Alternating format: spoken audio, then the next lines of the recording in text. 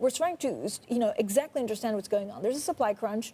Sure, gas here in the UK is almost impossible to get through, and partly it's, of course, because of Brexit and the lack of drivers. But is this a European/UK energy security problem, and how long can it continue? Absolutely not. It is a global phenomena, and it's not unique to energy. It's across the entire old economy. Look at trucking in the U.S. These problems were with us long before COVID. We call it the revenge of the old economy.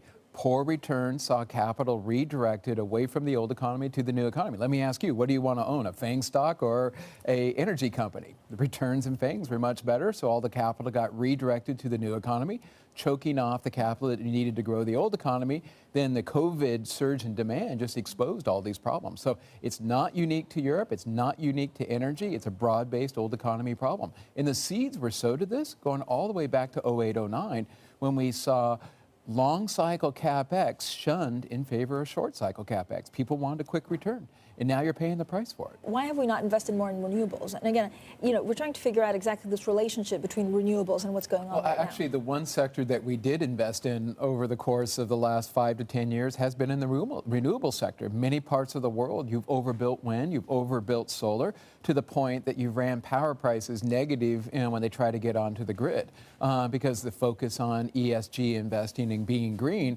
has saw capital go that direction.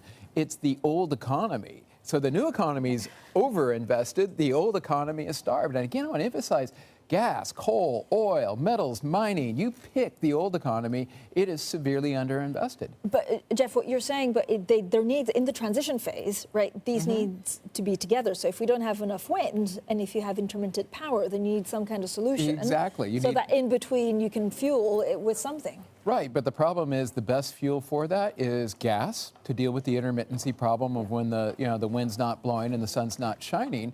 Now, the problem with gas, it is a old economy, hydrocarbon-based fuel. It requires investment in E&P companies and the broader old economy, which is, by the way, people want to say this is ESG. I want to emphasize it's bad returns. These companies have not demonstrated good returns for 5+ years. And even if you go back into 10 years, it's been relatively poor. Now, you look at the returns of a Netflix, they're far greater. It's no wonder the capital was redirected. So the only way you're going to see capital go into this sector is you got to get the returns up. You need the prices of these commodities much higher to get the returns sufficiently enough to start attracting capital. Or I guess you can say the hurdle is rising and rising with the green initiative, which means you just got to have higher dirty fuel prices to get the capital to flow. But it is a question of flow of capital, not access.